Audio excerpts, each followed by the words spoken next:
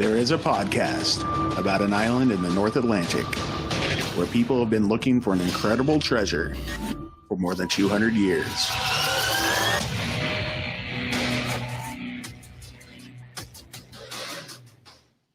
Hello and welcome back to Could It Be? An OakIslandPodcast. We are your hosts, Deidre and Dustin White. Yo, what's up? Hey! All right, so I'm happy to be here to talk about season 8, episode 23 of The Curse of Oak Island, Old Wharves Tale. I'm glad you're happy to be here.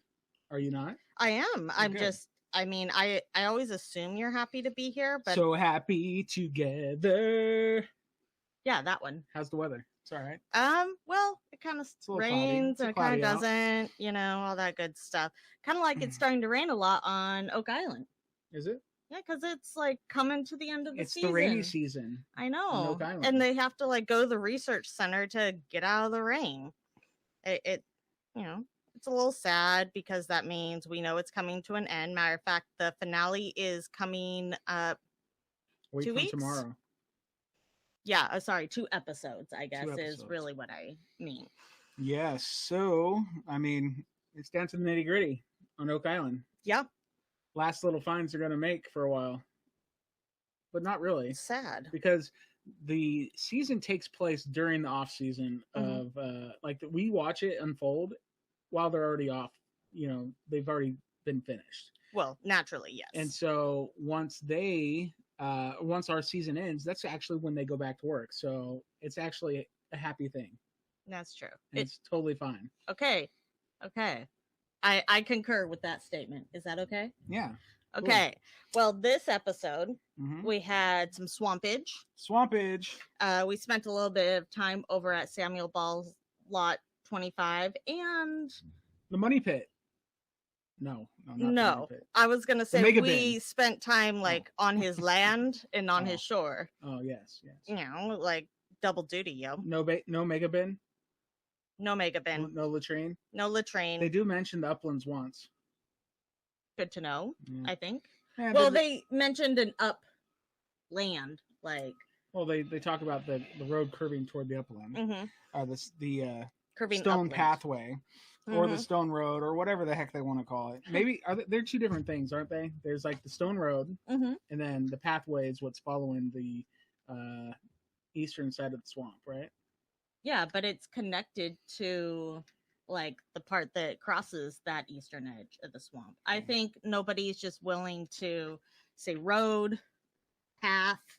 I think they're interchangeable words. They are, I suppose. They're not like us that need everything so black and white. It would be nice, but Yeah, they know what they're talking about, so it's all good, right? that's a good thing, All Okay, right, so where do we want to start? swamp. Oh, I was going to say let's start at the research center with Stuart Wenzel. Okay, and then go into the water into the lot. Yeah. Okay, let's do that. Cover that.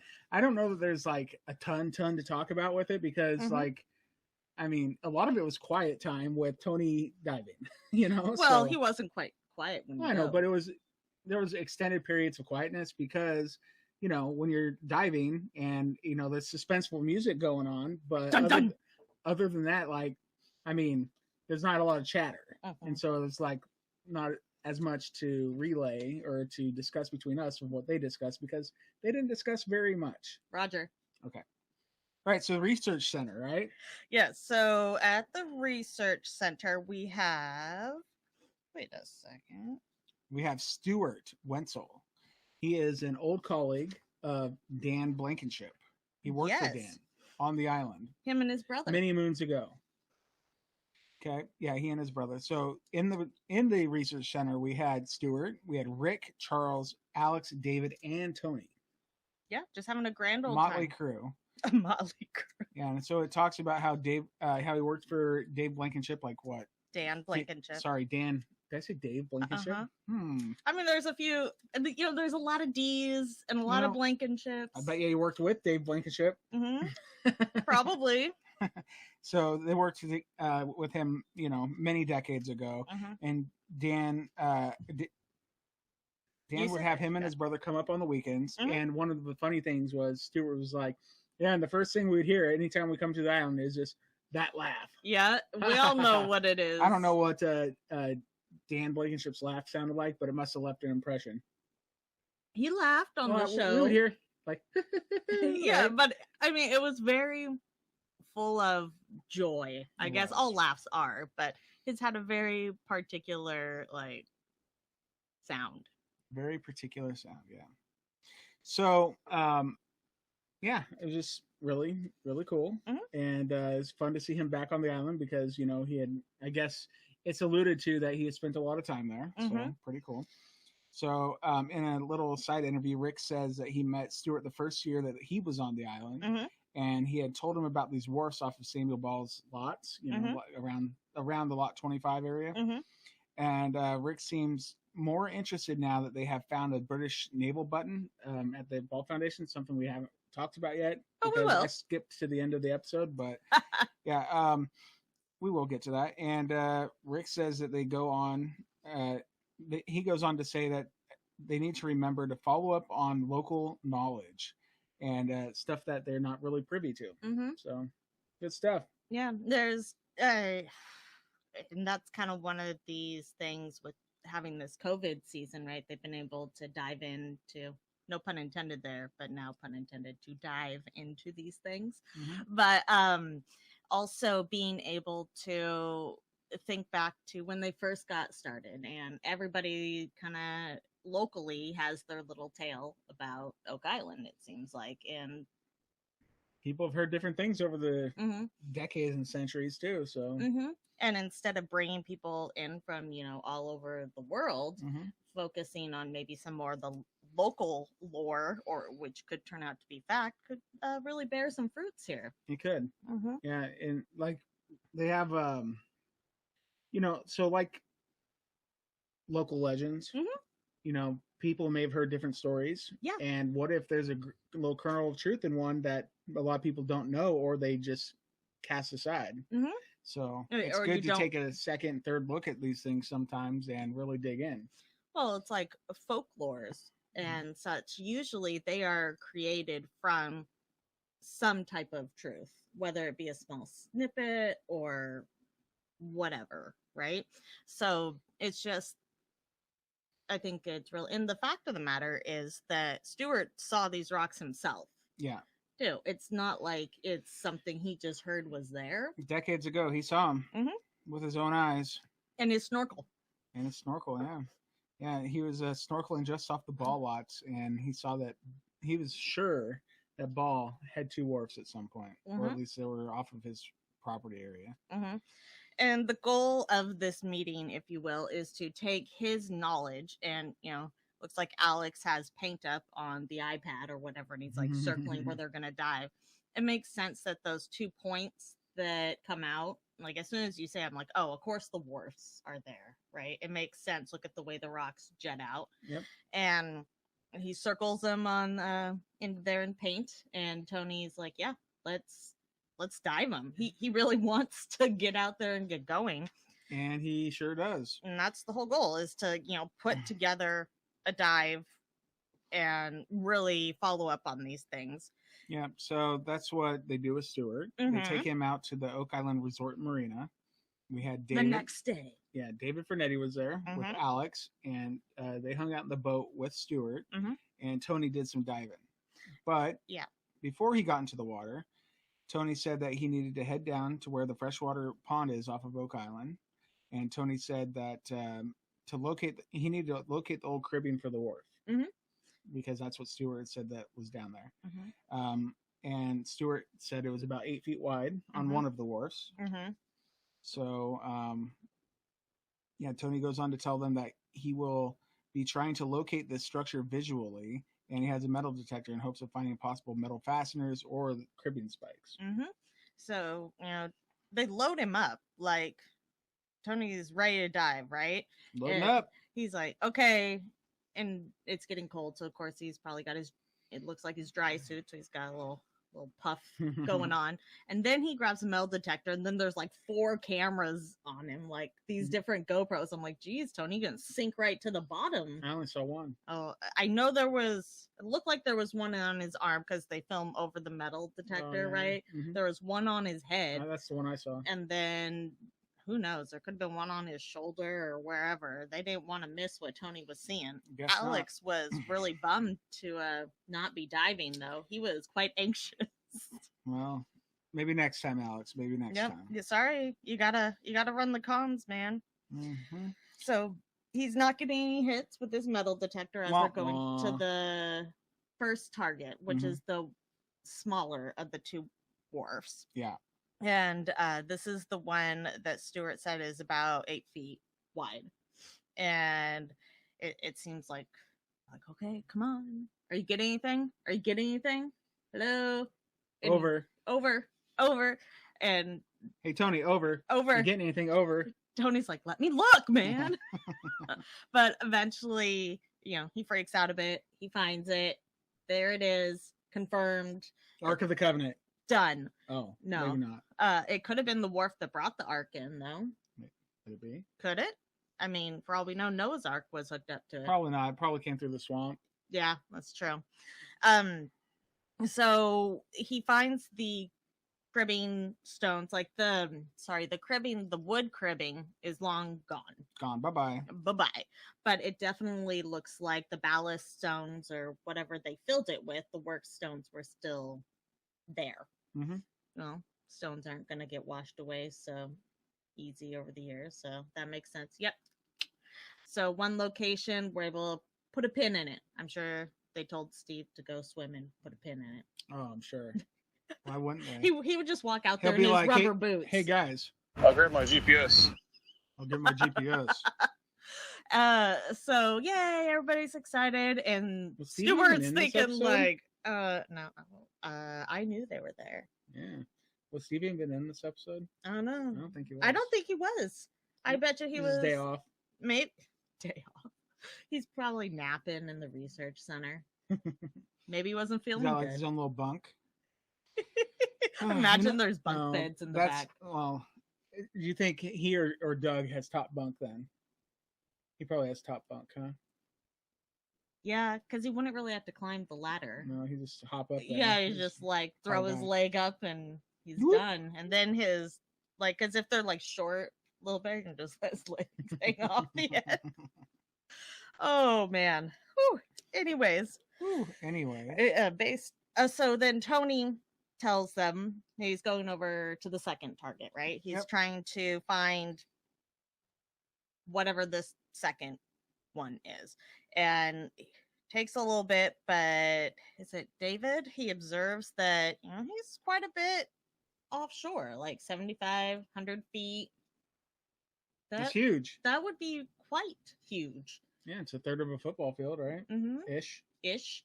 And so, because he's seeing all the bubbles come up when they've confirmed that he has indeed found the second wharf structure, that he also gets no hits for metal fasteners. Dun, dun, dun. Those have probably either washed away. I'm thinking they all washed up on shore, and that's what's in the interpretive center, because, they're always finding pins, and that's my guess. I don't know. For some reason, I don't think they notched out everything and did it Lincoln Log style. Not over there, probably. Because that construction is probably much later than the stuff that's like in Smith's Cove, Do you think the wharfs are older than the Smith's Cove stuff? No. I think the construction... that type of construction. Yeah. So, I think the Smith's Cove stuff's much older. Mm-hmm. And, like, it depends. Did these belong to Samuel Ball? If that's the case, then that's like early 1800. Mm-hmm. So the stuff we have found in Smith's Cove, we know dates back, much earlier than that. Mm-hmm. So that's true. It's buried and preserved. Mm-hmm. The stuff hanging off of lot 25 is not preserved. It's like just out there in the rough and tumble ocean. Yeah, no, totally. And and we know that they were attached to Samuel Ball's lots, but kind of, I guess, moving into the war room session when we get talking about this, we have Tony, David, Stuart, Alex, who are debriefing. Dan Hensky! Yeah! Got some Hensky So in this good episode. to see Dan. More than once, too. Exactly. And Scott, Marty, and Rick about the dive that they did. Mm-hmm. And the longer wharf is on the western side of the freshwater pond. Yeah. And Tony explains that it looks like he had found large flat stones, which would have been on the bottom of like the cribbing structure to hold it in place for, your Lincoln logs go on top of these flat worked stones. That makes sense. Yeah. So it looks like he found the remains of that. And Marty asks, how deep were they? And Tony says that they'd been about like 19 feet underwater where he found them. And if you go back 13 years, that'd be approximately 6 feet deep at high tide and 12 feet at low tide. Yeah, that's right. So, and David, who brings it up, is that, again, like we just said, they were pretty far off of shore, right? 75 to 100 feet offshore. And Rick's just flabbergasted. What would Gary say? He gets gobsmacked. That's a huge wharf. It's huge, 16 feet wide. Mm-hmm. Could be 100 feet long. So, let's say it's 100 feet long, 16 feet wide. And we know was it Aaron that said when they were in the swamp? No, it was Terry DeVoe that said that when you were building these, the carts were about 6 feet wide. Yeah. So you'd want it just a little bit wider than that to be able to pull it off. So we're talking about a 2-lane. Oh, 2-lane, sure. I was about to say, so you're thinking the cart is, 15 feet wide, huh? I don't think so. No, that would be epic, but no, I'm thinking you got a 2-lane highway there. Yeah, and I mean that's 1-lane. That's like 1,600 square feet, real estate on your dock wharf thingy. Yeah, so that's a lot of space. It is a lot of space, and the smaller one that you could probably park some things on one side of it and have a free lane still. And if stuff is coming on and off, that speaks to military or a lot of activity. And we knew Samuel Ball was associated with the military, and then, but this is the lot. Let's see here. Captain James Anderson sold it to Samuel Ball, or who was he the one right next door to Samuel Ball, and they had become friends? Something like that. I think he ended up selling it to Samuel Ball. And because Marty had asked, or someone asked, if they thought that this was actually Anderson's wharf.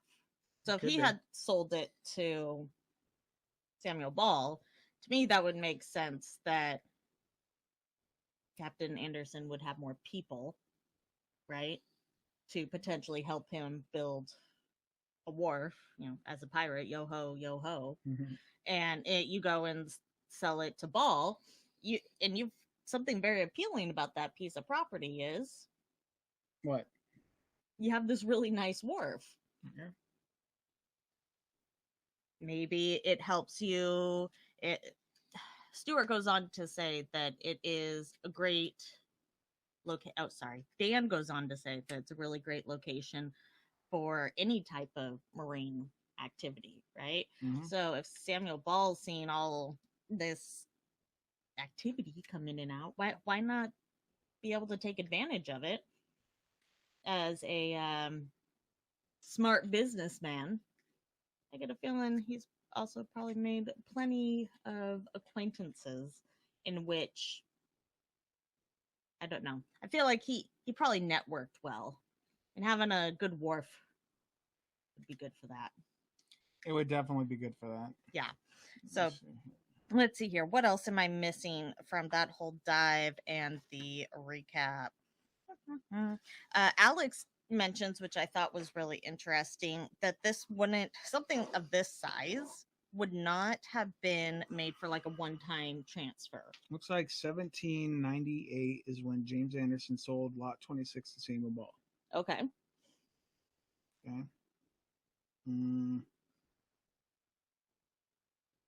Or maybe it's 1787. Hard to see on that, yeah. Yeah. Anywho. And back to our regularly scheduled broadcast. Right. So Alex says one had been built for a one-time transfer, and kind of speaks to this idea that it could have been part of this ongoing effort to build the money pit. Yeah. And Rick chimes in, well, what does that say about the stone road and paved area then? It says maybe not for a one-time transfer, or this would have been like a really long ongoing thing. I mean, it could have been one time, but I mean that's a lot of work to do for one shot. But I mean, if it doesn't make sense. No, it does. If it's the most important thing in the history of the world that you're hiding, it does make sense. You would do whatever you could, whatever you needed to hide such artifacts. Well, if that's what you felt you needed to do. All these stone structures, it had to be for something heavy, right? We know blue clay was heavy, which could have been, you're putting in barrels and mining it, let's say, out of the eye of the swamp, and that would make sense for the swamp road or paved area. But was it being used for something even bigger, Or is the eye the ultimate goal? I don't know. I'm just saying the fact of how permanent these structures were, it's kind of, I don't know, it's kind of telling. In my opinion. What is it telling you then? It's telling you that it's a really big story. I agree. I don't think it could have just been like a one and done. Like this had to be a long-term plan, don't you think? I don't know. No. I don't know. I think that they built the road to go up toward the money pit, because I think that's where it's ultimately going to lead. And then they hauled stuff to that area, deposited it, and got out of Dodge. And they covered it up with mud so that nobody would see they wouldn't leave a trace. But it's so well constructed. It's so well concealed too, and they didn't leave any artifacts behind. Barely. That is true. Just a couple of things, and then when we saw earlier on in this episode, and we have Alex sifting stuff at Samuel Ball's property. He's like, "Ooh, I found a piece of pottery," and there's like, "Big deal, dude." There's a lot of pottery, man. Okay. Yeah. Sorry. Yeah. Laird's like, "Cool, man. You're gonna find a lot, but that's not how it is over in the swamp. No, that's not how it is in those areas." So, I mean, those people, they covered their tracks. They really did. All right, so let's go back to the war room. Sorry, but then Scott was, kind of speaking to that in the number of artifacts. Scott says that what he finds interesting is kind of that location where the wharfs are, like, that come in, like, at the land, at the Ball property, is where lots of buttons and things have been found. And to him, that speaks to more than one person being there, right? So if you're offloading something from a ship, that would be a place that you congregate. Logic makes sense. I mean, one guy coming off and on, you're going to lose a button maybe on occasion.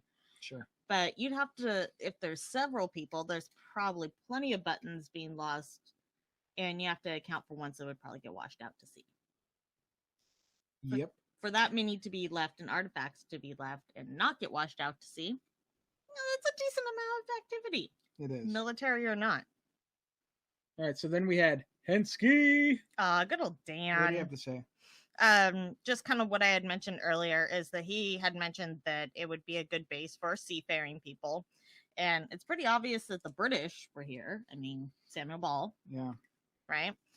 And we talked briefly about the Navy button. Yep. And we'll get to that. But Alex says that there's no evidence of Samuel Ball being in the Navy, except for the giant wharf. But, maybe the Navy built the wharf for him. Like, if he's got a contract, or the British Army and him have good relationship, maybe with it being a strategic location, they hooked him up. I doubt it.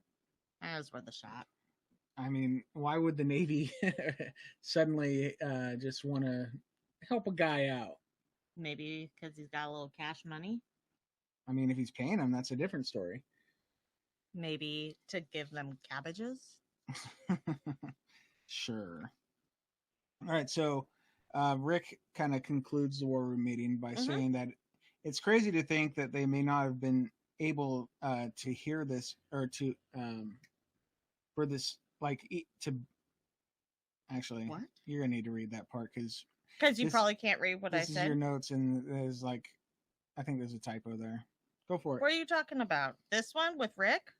Oh, yeah. Rick goes on to say that it's crazy to think that they might not have been able to be here this year. That's what I was trying to say. Because it's a COVID year, right? They were unsure. Yeah. And now they have more information that they would have in a non-COVID year. He says that it just goes to show that we have a lot of homework to do. I wonder how much homework they were doing in the off season. A lot. Doug's there all year. He doesn't stop. He doesn't know how to stop. He has his bunk bed. He has his bunk bed. He has his bottom bunk. Bottom bunk, and he's got his computers. He's got his, microscope thingy. Microscope thingy? Yeah, the Is he checking magnification out thing. The research, like the microfilm. Maps? The microfilm, yeah, okay. Mm-hmm. That wouldn't have anything to do with a microscope. Like, it would have to. Never mind. Okay. All right, let's go. Let's be done. Let's do some swamp chat. I thought we were gonna do lot 25 since we would finish up on Samuel Ball's stuff. Let's do some lot 25 chat. Okay, so Alex shows up to lend a hand to Laird and Liz at the Ball Foundation. What up, Laird? What up, Liz? Hadn't seen Liz in a while. You know, we haven't got enough Liz this season. Yeah, it was good to see him. Yep. Laird sets Alex up on the sifter to look for artifacts. And you know what I thought about? What? Last year before, you remember the Guptill shuffle?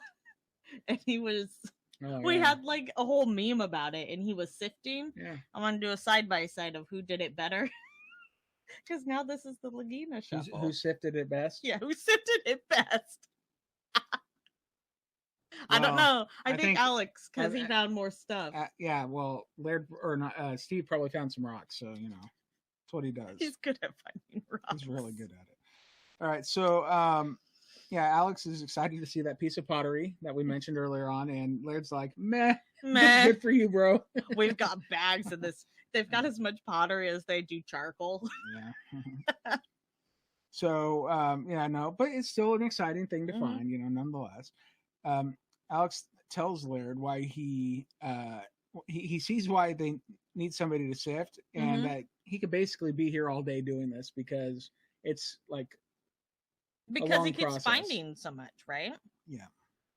It's crazy. And Laird's like, it slows me down. Can you just sift? That'd be great. Yeah. Well, Laird's like, yeah, that's true. I could be here all day. I could use you.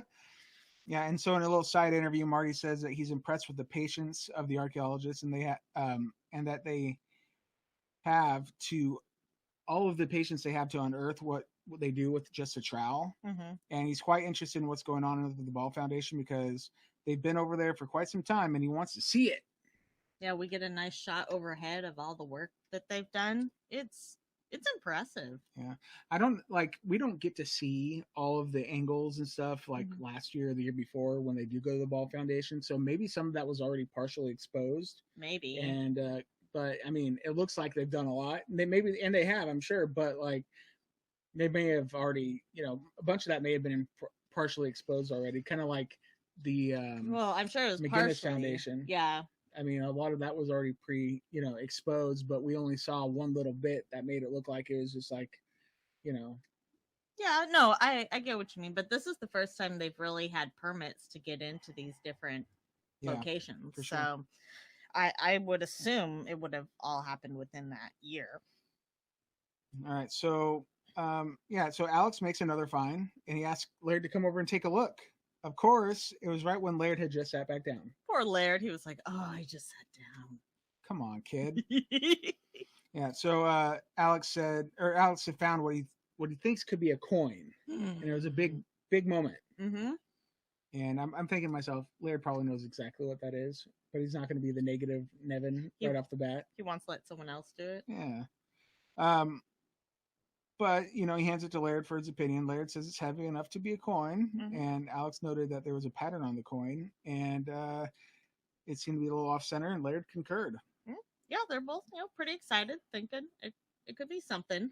But if it's got some heft to it, like if he says it's the weighted enough to be a coin, and it turns out to be a button, it's a fairly heavy button then. I guess. So in a little side interview, Alex said that part of the reason they're doing all this work at the Ball Foundation is to investigate the possibility that Samuel Ball had a closer involvement with the money pit than was previously known.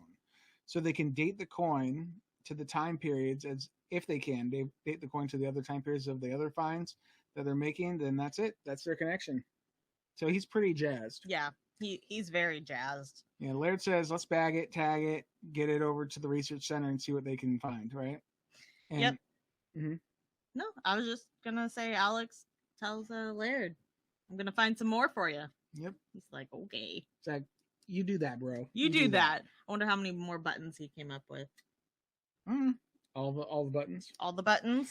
I guess we may able to find out next week. Right. So then they go to the research center. So we had Rick, Gary, David, Fernetti. They arrived to meet up with Alex and Laird, and that is when they're all like drenched. Yeah, when they're like getting out from the rain. Yeah. Alex tells his uncle to take a look at this artifact he found. He's all proud of it. He should be. He tells him that it came off of the Ball property. Alex says that this came out of Laird's most recent test pit at the Ball house, and Laird confirms it was. Alex shows the team that there's an anchor on the artifact. And it's a little off center. Rick asks if there's another anchor next to it or possibly across. Gary says that's another anchor. And Alex points out that there's actually 3 anchors on the artifact. Gary noted that he can see a rope design and also waves, and he concluded that he knows what this artifact is. Yeah, you could tell pretty quickly. Gary's like, oh, I've seen these. Yep. I know what this is. He was all over it. So what did Gary have to say? Gary said that it's a Navy jacket button, without a doubt. British Navy. Obviously, this is not his first rodeo with these buttons. Yeah. And so Alex asks what the time period was, and Laird answers 1804 to 1825, solidly within the time period for Samuel Ball. That's a very precise range. Yeah, it is. And Clotworthy explains a bit about Samuel Ball's background, but it was never known that he was part of a Navy. So is that the case? And whose button is it? Is it Samuel Ball's or somebody else's? Yeah, or was it someone visiting him? I Bad luck to have your button fall off during a visit to somebody, right? Maybe there was a little brawl. Ooh, maybe he was rough and fighting tumble over there. And them was fighting buttons. Yeah. So Laird, that they've been searching for some kind of military connection with Samuel Ball because they know that he served with the British during the Revolutionary War, which is how he gained his freedom and came to Nova Scotia. Gary says, well, I think you just made that connection. But he maybe not. He could have been like, the infantry or something, maybe not Navy, but maybe he was Navy. Well, they said they didn't have any connection. We're gonna find a paper in Dan's archives that links Samuel Ball to the Navy. Could be. Never know. You never know. Alex does say that it's one of the nicest buttons they found in terms of legibility, like being able to see what's on it. Well, technically, that button was inside for a number of years. If it was found within the foundation, so it was protected from the elements. Sure was. So, Rick says that the front is spectacular, and those anchors are amazing, and he looks forward to seeing how much information they can get off of this. But it's a beautiful piece, whether there's more information or not. And he Mhm. calls it stunning. It's a real stunner. It's a real looker. It's a magnificent little thing to find. Oh, yeah. It wasn't, it's better than a piece of pottery, apparently. Because they're everywhere. They're everywhere. Oh. They're everywhere. They're everywhere. Speak and it shall happen. All right. So while looking at the artifact through magnification, Alex noted that he thinks that he sees gold or gilding on the rightmost anchor. Laird replied and said that would make sense, though that would point to an officer. And he asked Gary, wouldn't it? Mm-hmm. And Gary replied that usually it was officers that had gilding on their buttons. Well, a gilded Navy button, an important Navy person at Samuel Ball's house. Maybe he was the important Navy person. It's very possible. I mean, how likely is someone going to lose their button at your house? Like, but maybe thread wasn't very good back in the day, and buttons just fell off everywhere, right? Maybe because like literally, usually your jackets get roughed up. Usually, so buttons just don't pop off like at your friend's house. They will at your house, but not at your friend's house, right? Buttons only hang out at your house. But yeah, no, if the jacket's gonna spend more time at your house, right? Yeah. If when he was formerly in the military, and let's say it was the Navy, and he's retired, he's gonna have his jacket. Yeah. I mean, maybe there's no gold on it though. Maybe it's just a trick of the light. It could be. I mean, there's no guarantee that. Maybe he was an officer and we just don't know. Maybe there's a lot more to Samuel Ball that we don't know, and I think we're seeing he is more and more of a man of mystery. More than meets the eye. All right, so in a little side interview, Marty noted that it's a Royal Navy button, Mm-hmm. and it would be something on a ship of importance. And what they're doing what is this doing in Samuel Ball's foundation? They're talking about an officer being in his house, and that's kind of a big deal. Unless he's the officer in his house. Yeah. Which could be a big deal. I don't think that's the case back in the late 1700s. I don't either, but at this point, it's Oak Island. I can't count anything out. Yeah, well, they probably have some sort of record, too, Maybe. Unless you don't want people to know, then you burn the evidence. Yeah, that's what they did with the ship in the swamp, right? Well, apparently not, because there's still big pieces there. Yeah, they got rid of most of it. They did pretty good. All right, so Rick thanks Laird and Alex for calling them over, and that it's a great find. And that's the end of that. Mm-hmm. They're like, yay, we got out of the rain. All right, so it's swamp time. It's swamp time. All right. Let's start at the top with the swamp. Okay. Eric? Who's Eric? Who's Eric? Eric's the prince from The Little Mermaid. No, he's a new guy. He was in the Navy. No, he's the new member of the Fellowship of the Dig. He's the imaginary friend. He's Prince Eric. Little Mermaid's showing up here soon. Eric. All right, Eric. My notes say Aaron greets Rick, and I put Air for Aaron and Ick for Rick, and it made Eric. So Aaron and Rick together with their powers combined they become Eric. Okay. That was something. Oh. That was something. We're really doing good today. We're fine. Yeah, everything's good, Eric. Do you want to read it or should I? Well, I guess I should. Take it. So Aaron, I almost messed that up. Aaron greets Rick. Yes. And he and Miriam are working at the wash table. Aaron asks Rick to gather buckets of mud to put on the wash table to be sprayed and gone through. Okay. Copy that. I was glad to see a wash table back up. Just saying. Yeah. A little sad Jack wasn't there, but I know. You need the full Dirty Jack attire. I know. Aaron says that they're going to continue going through the slop, and their best shot is to follow the artifacts like charcoal and ceramics or anything that says slope, by the way. What I you said slop. The same thing. It is. They are going through the slop, but they are following the slope. Oh my gosh. And I'm supposed to be reading better than you. Okay, going through the going up slope. Wait, full transparency. We tag teamed the notes this week. I did the first half of the episode. She did the second half of the episode. Yeah. So there you go. And it is riddled with errors all through this. Like the typos. Your part was, not mine. I had to correct some of yours. Thank you. It should say slop. And their best shot is go through the slop and up the slope. Up the slope. Follow the artifacts like charcoal and ceramics or anything that might be associated with a cart with oxen. Rick says, okay. Gets to work on his knees wearing light colored clothing. Yeah, so he's like wearing khakis out there. And he's like, I'll just get down on my knees, get in the muck. Like, I mean, there's no your pants way. Gonna get dirty anyway. I mean, it doesn't matter, I guess. But like, why don't you just wear dark colored pants? Yeah, because there's no way they're coming fully clean. Like, well, he's rich, so he probably just has like drawers full of khaki pants. But why khaki pants? Like, why is that the choice? I mean, I guess Gary's full khaki. He is. So, don't know. Is it like the uniform of diggers? When we get to interview Rick at some point, we'll ask him about the khaki and why. He'll be like, so why khakis? Yeah. This is a fashion interview. Mm-hmm. Oh, geez. So Billy can be seen working the excavator in the background. Naturally. It never zooms in on him, but you know he's there. Of course. Rick makes a discovery. Dun, dun, dun, dun. Rick power. Okay. It's a piece of annular ware. Mm-hmm.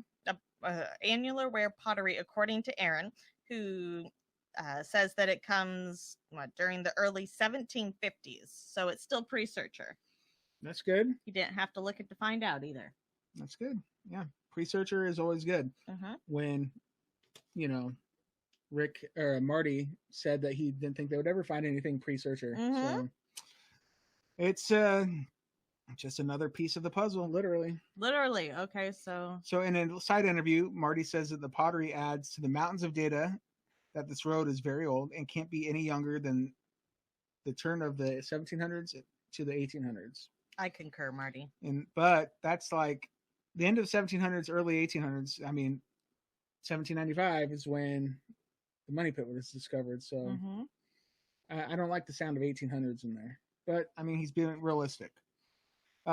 Rick finds another piece of pottery and yet another. And he hands them to Aaron, who says that it's stoneware. But it looks to have been badly burned in the past. Aaron says that the stoneware could go back to the mid-1700s as well.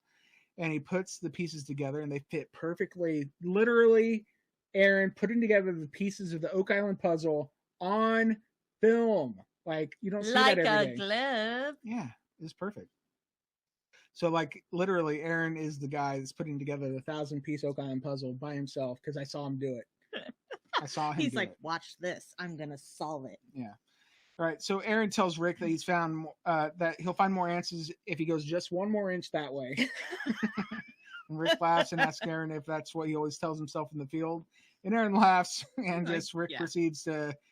He goes ahead and checks one more inch over. He's like, I'm gonna check I might as well. I mean, those two fit together. Where's the rest of it? That's important.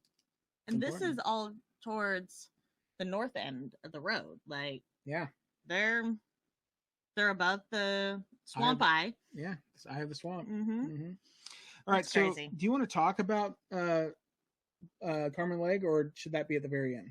Yeah, we'll go back to that. All right, Carmen Lake at the end. Let's go to the next and I think the final scene at the swamp. Okay. All right, so we have David Fernetti and Gary Drayton showing up to do some metal detecting duties at the Stone Road area, and Aaron and Miriam and Rick are shown working doing some archaeological stuff of their own.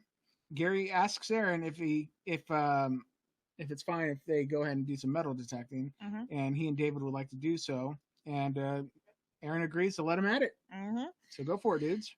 Yeah, Gary says that he and David have been on fire recently. And every time they go out, they've been finding something good. Well, this is another instance of them doing the same thing. Real good. Yeah. Yeah, the blasting. We'll get there. Way to reveal. Yeah. Jeez. Gary, sweeping his detector, he gets an iron signal. He asks for the go-ahead to start digging, and Aaron gives his blessing. Mm-hmm. So David gets to digging, and I did notice that Gary's like, dig here, and then he dug like 4 inches the wrong direction, and then Gary had to say, oh, well, we have to go back, and David missed the mark, is what I'm trying to say. Well, he put That's his, gets digging and hits cobbles, and Aaron notices that right away. So he's like, okay, gotta dive in. So more cobbles. Yep, and Aaron says, I gotta finish this with the trowel. And so that's when he gets down there, gets to scraping, and he's excited because there's a rock over it. Yeah, and then he's like, what is it? It's a blasting cap from Eagle Canada doing the seismic survey 2 years ago on Oak Island. And Gary says they keep finding those things all over the place. And I'm thinking, like, Eagle Canada, what are you doing? Like, why didn't you clean up after yourself 2 years ago? With the amount of charges that went off, like, it's kind of hard not, like, to get everything. Especially when you've blasted and a cobblestone lands on top of it. Okay, fair enough. We'll cut them a little bit of slack. At least I will. Yeah. I mean, you're harsh. So these guys are disappointed that that's what they found, but we did get a flashback to the seismic survey and the ship-shaped anomaly found. Clotworthy explains that the team's desire to put in a cofferdam in the swamp to excavate and see what this anomaly really is next year, or this year actually. In real time this year, next season, so next year probably on the show. Gary begins metal detecting again and gets another signal. Miriam comes over and says, I got this, guys. Yeah, her mighty trowel. Yeah. And she uncovers the area, and Gary reaches in and he finds a square head nail with a square shank, and he thinks it's a little ox shoe nail. And Aaron was kind of excited about it. Well, because he keeps saying we want to find more artifacts that say this is a trail, roadway, right? Yeah. This is a road, and those nails say that, right? Because they would have been throwing shoes and nails. 1,000%. Yep. So in a little side interview, Gary says that you've got to put 2 and 2 together. We've got a stone road. We've got fasteners. We're on Oak Island. It's pretty clear this is some kind of treasure hauling operation. Naturally. That was done in this area. And I love his math. Like, that is just brilliant. It's so good. I love it. This is a treasure hunt. This is a treasure hunt. That's right. That's right, Marty. Oh, yeah. Oh, yeah, girl. Oh, yeah, girl. Oh, Aaron. Yeah, so legit, this is a treasure operation, duh. Aaron says that you could get so excited at something this small is pretty amazing. But he's bagging it, tagging it, and he lets the guys get back to metal detecting. And Gary tells Miriam, good digging, good find. Good job, Miriam. All right, so now we're going to the last section of the episode, which is hanging out with Carmen Legg. Well, doesn't everybody want to? Well, if they don't, they should. I want to hang out with Carmen Legg. All right, so Northville Farms, blacksmithing shop run by Carmen Legg. Yeah, and we know the people that are hanging out with him are Charles. Yeah. And David Fernetti. Yeah. And Dan Henske. Love seeing Dan Henske on a field trip. Yeah. So they get to Carmen Legg, and they're looking to get his opinion on the giant metal bar that David found in the swamp in the prior episode. Yeah. And I don't know if you noticed or not, but David kind of took charge in this meeting. Oh, he sure did. Yeah, so, like, he didn't just take charge, like, I don't know. David has been very well spoken throughout this season. I've been rather impressed. He just kind of went for it. Yeah. I mean, it's not like it's his first rodeo, but it's definitely not his first rodeo. And it was nice to see him, and he definitely took charge. He's like, I want to know what this is. He's asking questions. I'm like, go, David, go. Go, David, go. So yeah, so like he legit took charge. So what would they have to say about the piece of iron? Carmen explains that he'll tell them what he sees just by looking at it, and then they might be able to fill him in on what it was used for, right? So just observation wise, Carmen says that it's about an inch in diameter and consistent size all the way down to the bottom, so not tapered. The top obviously had a piece broken off of it. Yep. The top would have been an eye, so it's an eye bolt. Charles asked for a date on the piece, and Carmen said it could go back to the late 1600s. Hey, that's 100 years before the discovery of the money pit. He said it could go back that far, though, and he's talking about when they would have been first starting to do it. We all know that doesn't necessarily attribute to. Yeah, because like it's lasted this long, and not in the same shape, obviously, but I mean, it could have been sitting around for 50 years as a unused piece to later be used. Exactly. I don't think they made a lot of stuff that they didn't want to use right away back then, though. Yeah. That, or it's how the style someone knew how to make them, so made it that way, even if it wasn't at the beginning. Sure. Then we get a flashback to the ring bolt found in the swamp this season. David asks about the difference between the eye bolts and the ring bolts. And Carmen says that the eye bolt is one piece and the ring bolt is two pieces. With the ring bolt would be inserted through a ring. The eye bolt is one piece and the ring bolt is two. The ring bolt is usually much heavier. So like I was asking you about this. I'm like, I don't get really the difference. And you're trying to explain like a latch on a door with like a circle. And then a thing that goes through it. And that's more of a what? If it has a ring that goes through it, it wouldn't make it a ring bolt. Okay. Versus if it's just the eye. Yeah. Then it's an eye bolt. Hmm. That's about all I know. I'm not Carmen Legg. Okay. Well, okay, Carmen. Okay, Carmen. So Carmen says that this piece is typical of having to do with anchoring of a ship or parts of a ship.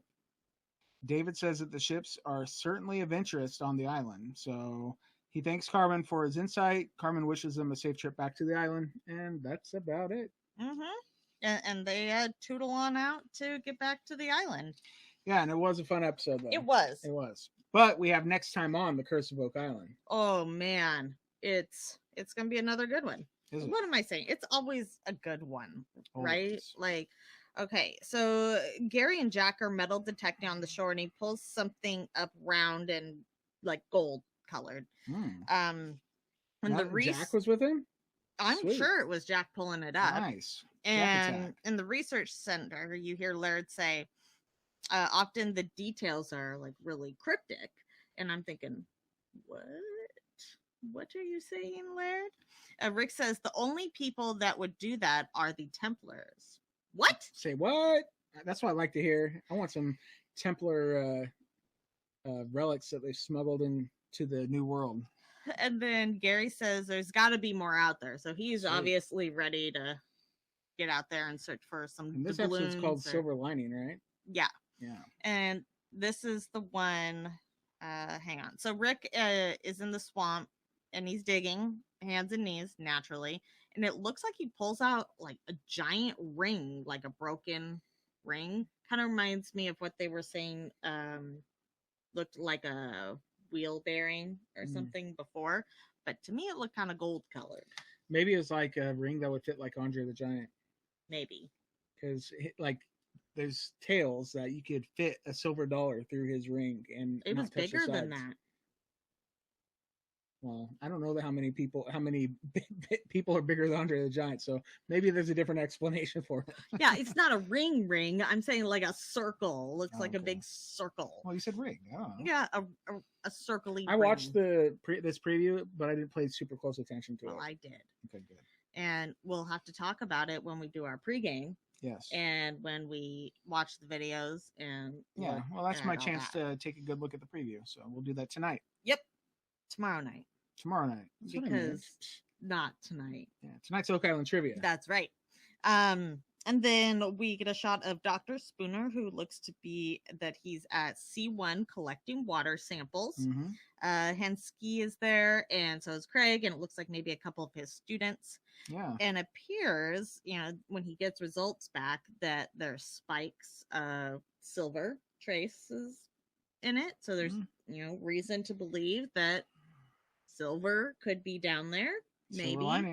There was a brief glimpse of a paper that looked like had to do with his different results, and that he had sampled 12 springs. I think you were talking about island. two different previews, because I didn't see that in the preview I watched. Okay, well then that might be on the one that just came out, but I saw it. Very cool. With my own eyes. Very, very cool. So we'll have to talk about all that on tomorrow. And I want to remind people that tomorrow is Tuesday. Of course, it's Oak Island Day, but we have a drilling down before, right? So that's 1 hour before our usual show, and which means pregame is going to be an hour earlier. Yes. So 4 p.m. Pacific. It'll be 4 p.m. Pacific. 7 p.m. Eastern. Mm-hmm. Yeah, but we will be here tonight for Oak Island Trivia. Yes. At 5 p.m. Pacific, 8 p.m. Eastern at facebook.com/Oak Island Podcast. Correct. All right. So, Clotworthies.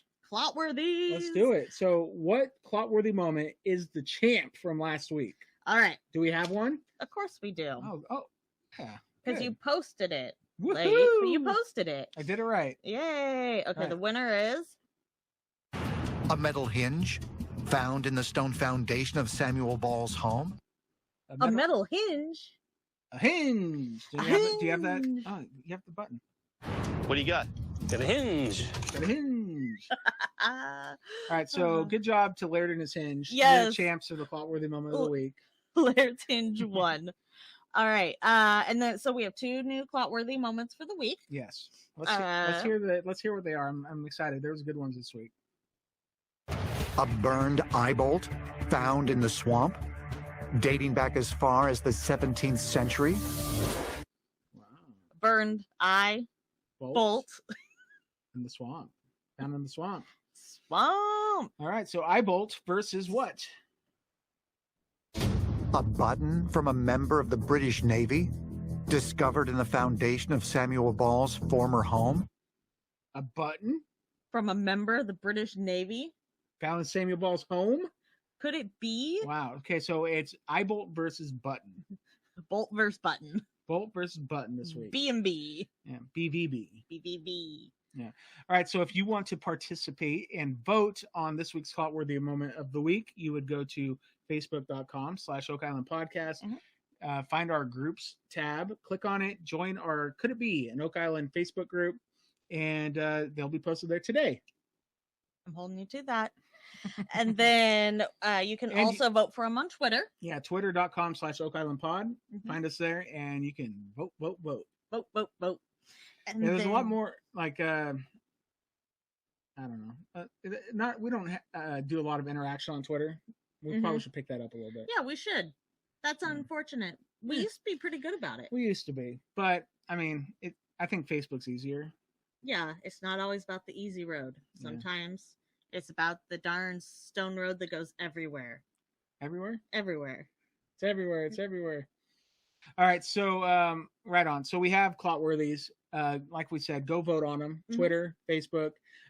If you'd like to get in touch with us, you can always email us at OakIslandPodcast@gmail.com. Yep, we're also on Instagram at Oak Island Podcast. Yeah, and you can also call we didn't mention this last week, but you can call us. We have a Oak Island Podcast voicemail hotline. Yeah, 360-836-4549. Please call us. We want to get 1 or 2 more calls before the end of the season. It's wrapping up, so there's not much time left. Give us a call. It'll be fun. Yeah, it would be. We'll play it on the episode or on the show, and we'll chat about it. It'll be good. It'll be good and fun. It'll be a good time had by all. You can email us, OakIslandPodcast@gmail.com. Wow, you sound like a broken record. I just said that. You did? I did. Wow, it's the first time I haven't listened to you ever. Yeah. Facebook.com/Oak Island Podcast if you want to find us on Facebook. Wow, obviously. You sound like a broken record. You already said that. Yeah, but what about Instagram? I already said that. Well, aren't we just 2 peas in a pod? See, we really were meant to be together forever. We have a website. Yeah, it's OakIslandPodcast.com, right? Yeah. Yeah, and There's a pattern here. there's also Oak Island or Patreon.com/OakIslandPodcast if you'd like to support us with a monthly monetary gift, and it helps out a lot. Pays the bills. It's not like free to do a podcast. Obviously, it also pays for Oak Island trivia prizes. So I would like to thank 2 new patrons this week. Aww. We have Jan Anderson. Thank you, Jan. Thank you. And we have Paul Kemp. Thank you, Paul. Yeah. You guys rock.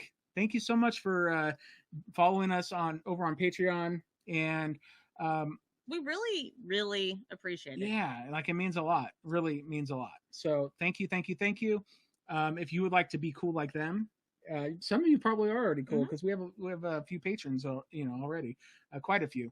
So anyway, patreon.com/OakIslandPodcast to show us a little love because we love you. Because we heart you. Yeah. Is there anything else to chat about before we go? No, just a reminder that we have trivia tonight.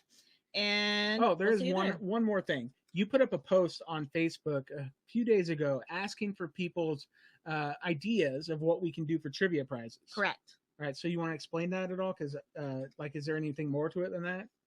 I think you just explained it. Okay. I mean, we're getting ready to redo our stock. Yeah, we need to replenish. Yeah, we're low. And we're curious what kinds of things you want for prizes. We know a lot of you have won stuff and already have things. Yeah, and you don't want to keep receiving the same thing over and over. So we need to find we'd love some ideas. Yeah. And keep them coming. Yes, please do. So go find that. That's on the Facebook group.